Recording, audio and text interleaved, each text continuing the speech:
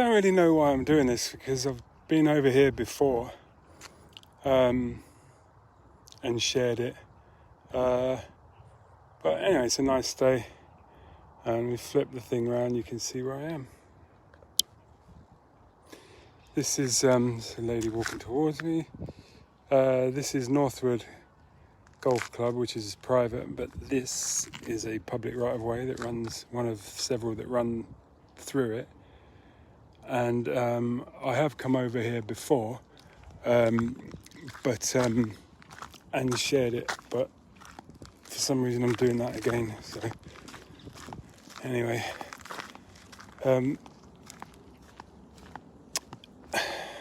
actually, I really didn't expect to be saying this, but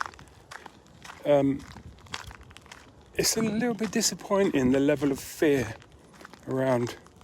I mean, it's broad daylight. This is Northwood. Nothing. I mean, maybe I shouldn't say this, but historically, it's been a rather safe place. I'm on a golf course. It's broad daylight. That woman just walking past is someone I saw a few minutes ago. So she's done a loop and I've done a loop. She looked very introverted at my presence. Maybe she's just trying to be polite. Anyway, it just seems there's more of it since the last, the social experiment that we've been put through the last couple of years, which apparently, you never know, is all coming to some kind of an end. I mean, is it going to be a bumpy end? Is it going to be a long drawn out end? Is it going to be an end that looks like not an end? What is it going to be? Even if it fizzles out as a bit of an anticlimax, I think the feeling around is going to be so much better that would be suitable. No sales reps, only on Wednesdays. Course manager. I'm assuming this is public as well. But yeah, so I was talking yesterday to someone and said that, isn't it weird that 5-6 years ago, with the sort of stuff that's going on right now, we would have been pulling our hair out. Why are they doing this? Why didn't they I can't believe the incompetence, da da da. Now we know what a bunch of muppets they are and have always been. And the key thing I've been saying to people is stop trying to rationalise, because you're assuming that they're idiots. Unfortunately, they're not idiots. They know exactly what they're doing. They're just genuinely, no conspiracy here, genuinely, knowingly, openly and willingly never working on our behalf, and never have been. And it's come to light, and we can see that now, can't we? So there may be still a few people determined not to see, or that just haven't seen something that tracks with them. But generally speaking, we all know that, the Muppet will be replaced with a Muppet, because it's not the Muppet who's doing the Muppeting. It's the Muppeteer. Oh dear. So, but I don't even know. I've always thought that for something to go wrong, anyone who's a football fan will know this, for something to go wrong, badly and obviously wrong, it has to be made to go wrong continuously. Just like on the other side, but things on a general basis tend to go righter than wrong, because most of us are trying to survive. So if you just leave things to be, they tend to sort of improve in this state. Football clubs have sacked a manager and had no manager for a week or two, and there's a resurgence at the club, because the thing that was, if you like, depressing them, I'm not saying that any particular manager was bad or anything like that, but the situation was obviously squashing them, and that's been relieved of its duties, and they just reflate. And I think that's what we'd do. So even if we had, and let's face it, Boris hasn't been Boris for age, if he ever was, and he hasn't been doing his job anyway. The only thing he's been doing, it would seem, is making things worse, and he's probably just doing what he's told. It's the parties we don't know about that's probably got him in that state, not the one we now do. Anyway, you know, you get lured into a compromising situation unexpectedly. You don't reverse out there fully and cleanly, and now you are implicated forevermore, and you are now their bitch. And that's who they grow. That's what they grow. So even if there's just a vacancy, we'll probably find that anything that needs to get done will get done. I mean, we talk about, Churchill must have, he got the credit for it, but I think the British Bulldog spirit was something he described. He certainly didn't invent it. He might have invented the term. But, people are like that. They figure out ways. We just naturally try to solve things. That's why we've been saying, why don't the government do this, that and the other? Because it's like finishing the last two words on a crossword puzzle. If you think you stand a shot, you don't care that your nan's been labouring at that for 2 days and has got nothing else to do. Damn it, bang, 4 down, nan, it's a skateboard. We just do it. We're just inclined to provide solutions to things. That's what we do. And it's easier to help than do anything else. I remember the Carling advert. If Carling did roadworks, it'd be probably the best roadworks in the world or something. I think it was Carling. And there was, guy in a van pulls up. He says, so these guys digging up a road, what are you doing? It's like, we're laying a gas main. Oh, hold up. I tell you what, we need to put some cabling down here. Don't fill the hole over. We'll stick our cabling down after you've done the gas work. Someone from the water board said, what's going on here? It's like, well, we're just laying some gas. Oh, when you're finished, I'll lay I'll lay some water pipes, blah, blah, blah. Anyway, the basic upshot being, and as we all know, that, you see a road getting dug up and you're like, they dug that up 2 weeks ago. So, it's just a little bit of coordination between the people, and in America it's we the people, in England it's just the people, and we solve most things. And I always talk about the Roy Essendale thing. Wycombe Wanderers having a bit of a cup run. They must have been doing something right. They run out of players. They went on teletext, CFAX or whatever, said, look, is anybody currently not under contract? It's some sort of standard. Play a few games for us. We've got a bit of a shortage. He answered the call. He'd never played. He wasn't quite a Sunday League player, but he was just about clinging on to the bottom edges of Saturday League, if you like. And they threw him in the squad, and I think quite late in the game, pretty sure it was in the last few minutes or something, might have even been injury time, and it might have been Arsenal, or maybe it was Coventry, I don't know. And that was Sutton. Yeah, it might have been Arsenal, I don't know. It was a big side. Cross comes in, maybe from a corner or something, he leaps up, headers it in, and a week after he'd never probably really he'd ever thought about Wycombe. He was an FA Cup hero, and you can still Google that now. And my point is that I'm not saying that he was... he played... I don't know if he ever scored for them again. He played a few more games, and he played some other games for other teams at a higher level than he'd been used to afterwards, and didn't really score too many, or if any, goals. He was a striker. But my point is that Wycombe found themselves in a situation, they'd done all their due diligence, and yet they still found themselves in a situation where they were short. They did what they could do about it, and they got away with it. If you then think, well, we don't really need to bother, do we? If, all we've got to do is turn up and win if our luck's in, that's when you come unstuck.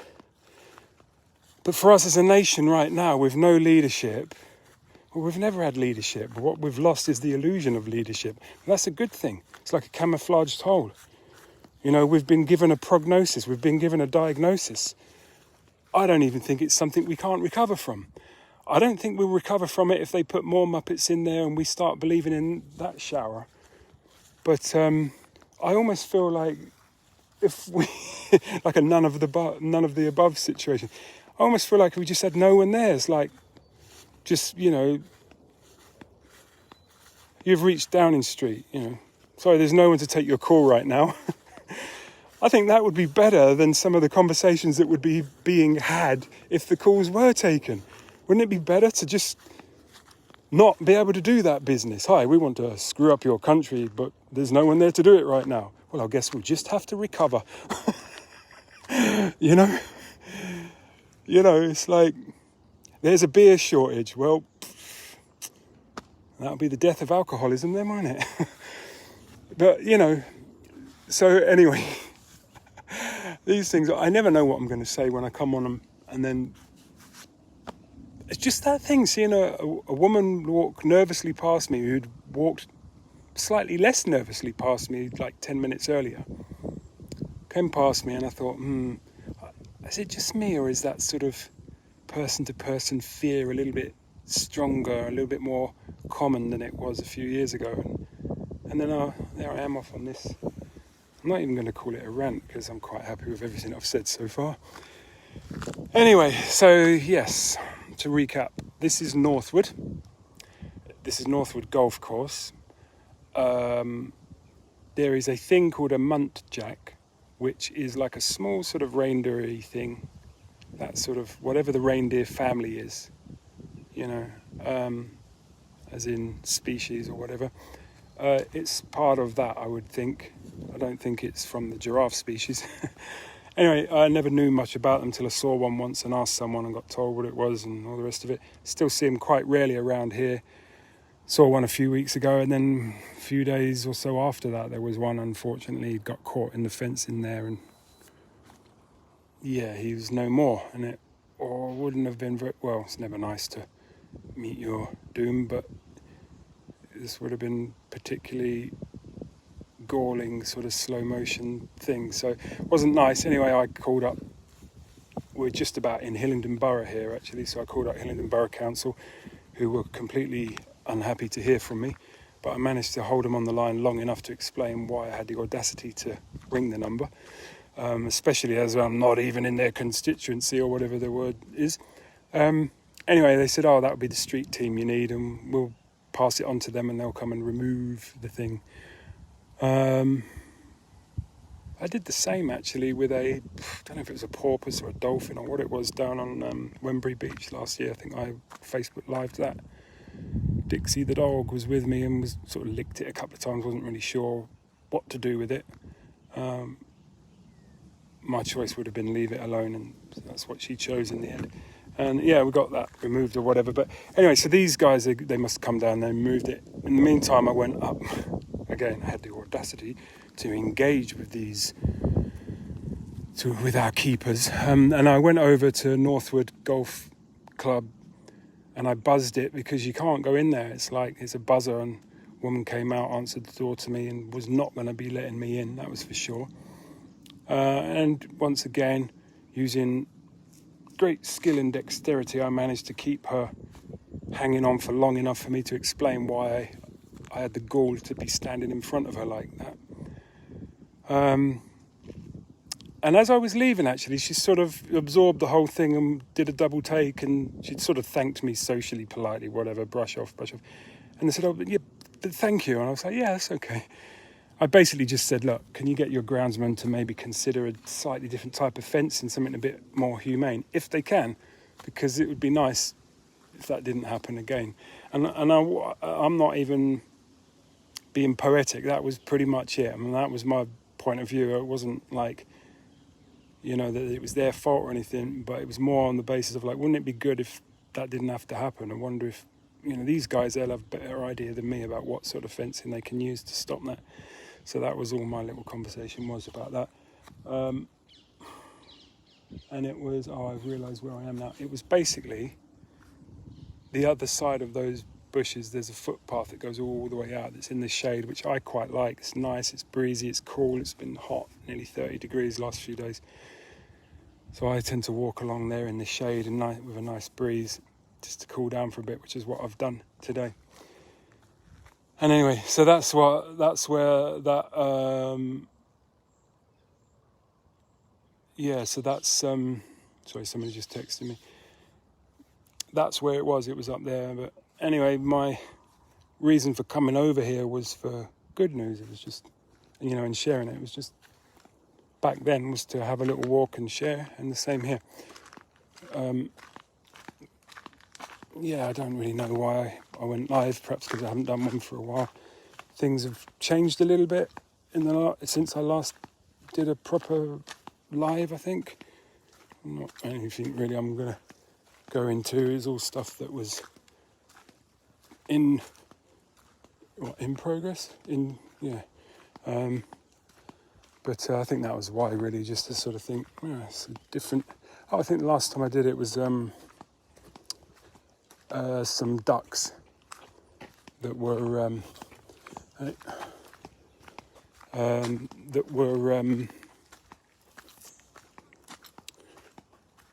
walking along the road.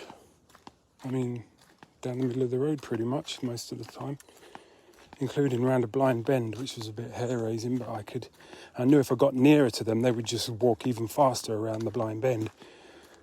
So I sort of hung back and just listened and thought, I hope there's not an electric car coming down there. But it seemed pretty silent anyway. There was nothing coming around the corner. That would have been, and that would have been live as well on Facebook. That wouldn't have been very nice. But anyway, that was, I think, the last time I recorded down here.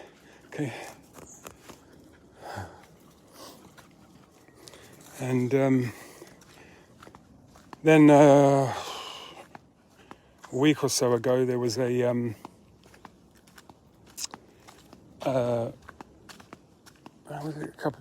3 weeks ago, I suppose. I've been down to Plymouth for the last 10 days or something, I think, till a few days ago. So, 2 or 3 weeks ago, there was a, what would you call it? Not an expo. It was basically a little thing in someone's garden. They sell clothing like saris and stuff, and they were having a display in their garden, and I got a flyer through my door inviting me. So I thought, interesting. And I told Sandra about it. She said, yeah, you should go. So I was like, oh, okay. So it was like having my marching orders. Off I went, like a week later or whenever it was. And when I got there, it was so obvious that it was going to be like this. But anyway, when I got there, oh my word, it was full of Indian women. It's a very nice house, like probably, I don't know, 3, 4, 5 million pound house. Big garden and stuff. It's a really hot, very, very bright day. And there I was, the whitey, standing there thinking, not really sure why I'm here. There was no signal, no phone signal, so I couldn't get hold of Sandra and sort of say, okay, so what do I do? What do you want? What do you want me to? Signal issues. I can't go back that way unless I finish the live. I'm going to wrap up in a sec anyway. Anyway, I'm not sure how much of that cut off, but basically, yeah, it was. Couldn't take pictures of anything really because I couldn't see the phone because it's so bright. No signal. Couldn't get hold of Sandra to say, what actually did you want me to do now that I'm here? And so basically, I was just very awkwardly sort of hovering around trying to look undodgy. And of course, if you try and look undodgy, well, why would you? It just gets in your head, doesn't it? You think, I don't know, feel a little bit unnecessary. And that was the thing, really. I didn't have a reason why I was necessary to the environment, other than I'm another human and you did invite me.